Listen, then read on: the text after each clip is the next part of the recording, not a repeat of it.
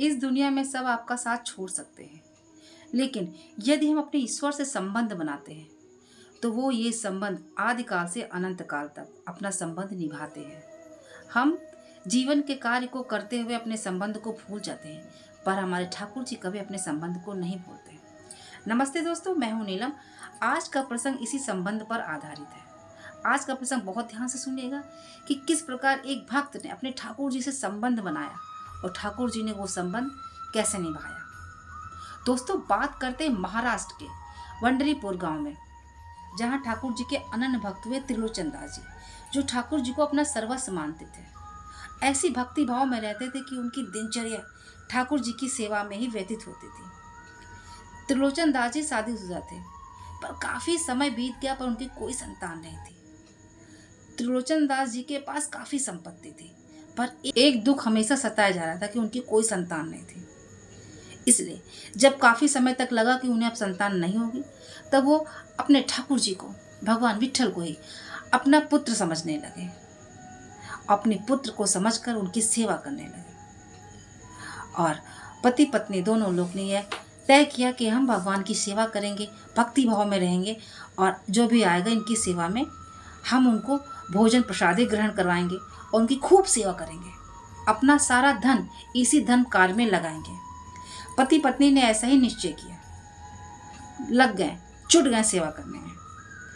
जो भी बंडरपुर गांव में जाता, वहाँ पहले त्रिलोचन दास जी के घर जाता, भोजन पाता, सेवा प्रसादी ग्रहण करता, फिर वहाँ से भगवान के दर्शन करने जाता, ठाकुर जी के दर्शन पाता। ये प्रक्रिया काफ़ी दिन तक चलती रही। त्रिलोचन दास की महिमा, त्रिलोचन दास की सेवा का भाव जो था चारों तरफ गूंजने लगा। चारों तरफ त्रिलोचन दास की सेवा की चर्चे होने लगे और जो भी जाता वंडरपुर, सबसे लोग बता देते कि अरे भाई, भक्त त्रिलोचन के वहाँ जरूर जाना, कि वो ऐसी सेवा करते हैं कि बस पूछो ना। ठाकुर जी के अनन्य भक्त हैं। ऐसा सेवा भाव किसी ने कहीं नहीं देखा था। पति पत्नी सेवा भाव में इस तरह लग गए कि उनका आधा जीवन इसमें व्यतीत हो गया कि वो ठाकुर जी को अपना पुत्र समझते। संपत्ति बहुत थी, इसलिए उन्होंने ऐसा रास्ता अपनाया। उन्हें यही सही लगा। जो भी पंढरपुर जाता भगवान विट्ठल के दर्शन करने, तो त्रिलोचन दास जी के वहाँ जरूर जाता, भोजन प्रसादी ग्रहण करता और वहाँ विश्राम करता, फिर प्रभु के दर्शन ले जाता। सबने एक दूसरे से कह रखा था कि जो भी जाएगा तो त्रिलोचन दास जी के वहाँ पहले जाए, क्योंकि वो ऐसी सेवा करते हैं, ऐसे भक्ति भाव से रहते हैं कि सबका मन बहुत खुश रहता है, उनको बहुत आनंद मिलता। समय बीतता गया। त्रिलोचन दास जी और उनकी पत्नी धीरे धीरे वृद्ध होने लगी। अब ऐसी सेवा वो नहीं कर पा रहे थे, न ठाकुर जी की ऐसी सेवा कर पा रहे थे, न भक्तों की संख्या की कम होने लगी, क्योंकि वो वृद्ध हो रहे थे।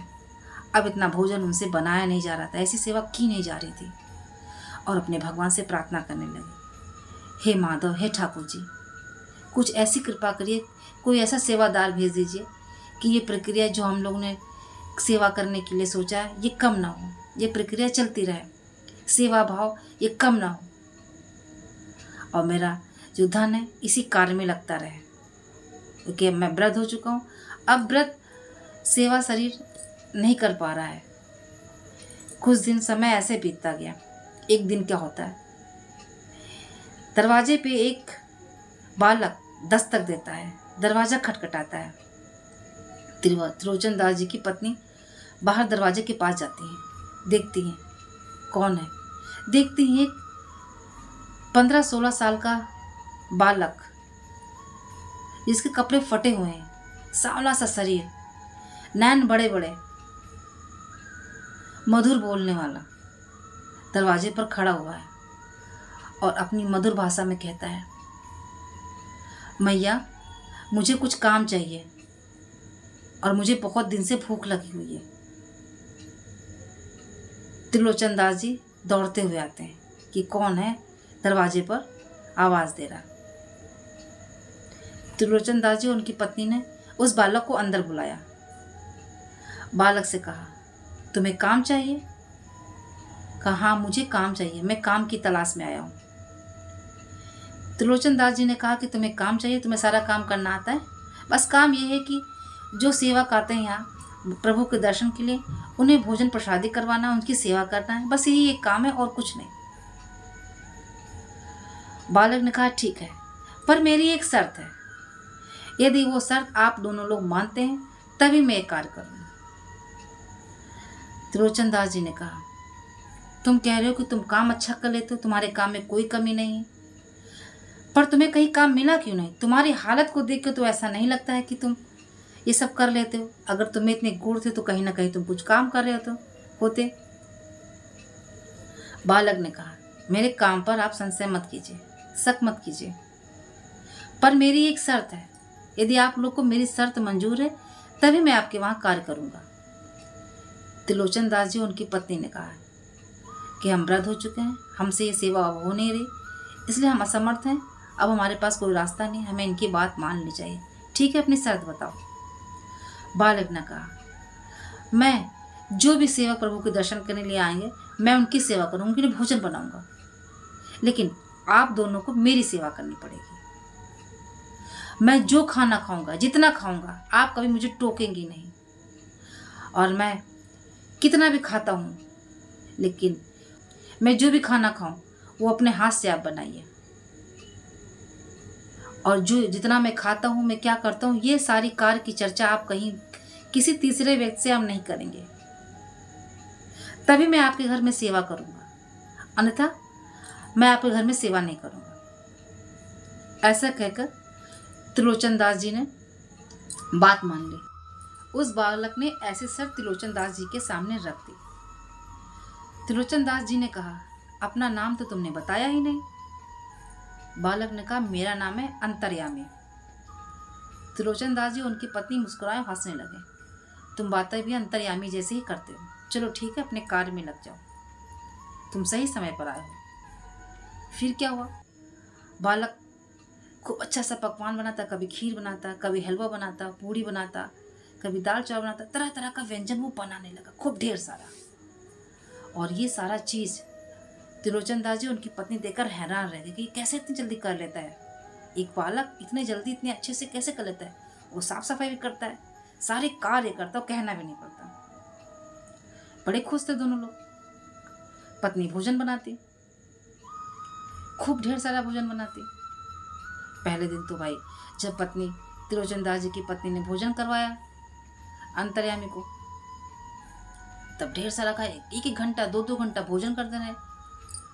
बड़े हैरान त्रिलोचन दास की पत्नी त्रिलोचन दास जी की, भूख काफी दिन से होगा, इसी वजह से आज बहुत भोजन कर रहा है, अगले दिन नहीं करेगा।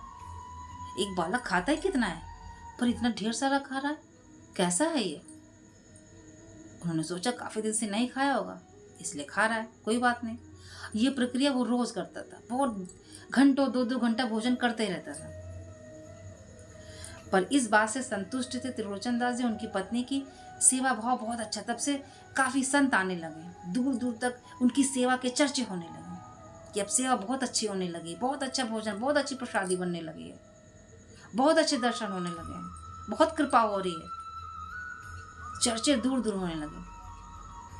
यही सब देख के त्रिलोचन दास जी उनकी पत्नी बहुत खुश थी, और भोजन बनाने में मुझे तनिक भी उन्हें कोई दिक्कत नहीं होती थी, अच्छे से भोजन कराते। जब त्रिलोचन दास जी भोजन बालक को करा लेते, उसके बाद अंतर्यामी क्या करते थे, दोनों लोग के चरण दबाते थे। बहुत प्रेम था, दिनों दिन ये प्रेम बढ़ता जा रहा था, खूब अच्छी सेवा चल रही थी। एक दिन का किस्सा है, त्रिलोचन दास जी की पत्नी थोड़े समय के लिए घर से बाहर अपनी पड़ोस में चली गई, मन बहलाने के लिए। काफी समय घर में रहते थे, उग गई, सोचा थोड़ा सा बाहर घूम के आते हैं। बाहर गई, पड़ोसन ने कहा, अरे आप तो बहुत पतली हो गई हैं, सब कुछ तो बहुत अच्छा चल रहा है, पर आप बहुत कमजोर हो गई, क्या हुआ? हम संसारिक व्यक्ति भूल जाते हैं हमें क्या करना, क्योंकि अंतर्यामी ने कह दिया था, अगर आप जिस दिन भी ये बातें तीसरे व्यक्ति को बता देंगे, मैं उस दिन चला जाऊंगा। और इस बात का ध्यान त्रिलोचन दास जी की पत्नी को बिल्कुल नहीं रहा। उन्होंने पूरा किस्सा बता दिया कि इसीलिए मैं कमजोर हो गई, मुझे घंटों, वो जो बालक है 1-2 घंटों खाना खाता रहता है, बहुत ढेर सारा खाना मुझे बनाना पड़ता है, बाकी सब तो अच्छा चल रहा है, लेकिन वो बालक खाना बहुत खाता है। बस ये बात इधर बताया, उधर त्रिलोचन दास जी जब पत्नी घर में वापस गई, इधर ये बात त्रिलोचन दास जी की पत्नी ने पड़ोसन से बताए और उधर अंतर्यामी में घर जाके क्या देखती हैं, त्रिलोचन दास जी ढूंढते रहते हैं अंतर्यामी कहाँ हो, कहीं नजर नहीं आते। बहुत अफसोस, बहुत रोते हैं, बहुत ढूंढने की कोशिश करते हैं, पर वो कहीं मिलते नहीं। ठाकुर जी से प्रार्थना करते, ये क्या हो गया, ये कैसे हो गया, क्या गलती, क्या भूल हो गई मुझसे। पर पत्नी ने बताया त्रिलोचन दास जी को कि ऐसा ऐसा हुआ कि मैंने पड़ोसन से बताया था ऐसा। त्रिलोचन दास समझ गए कि उस बालक ने कहा था यदि जिस दिन तुम ये बात किसी तीसरे को बता दोगे उस दिन मैं चला जाऊंगा। शायद उसको पता चला गया और चला गया। और रोते रोते वो सब भगवान विट्ठल के मंदिर गए, भगवान प्रभु के सामने गए और कह के वहाँ रोने लगे, क्या गलती हुई प्रभु, कहाँ चला गया, कैसे करके उसे वापस भेज दो।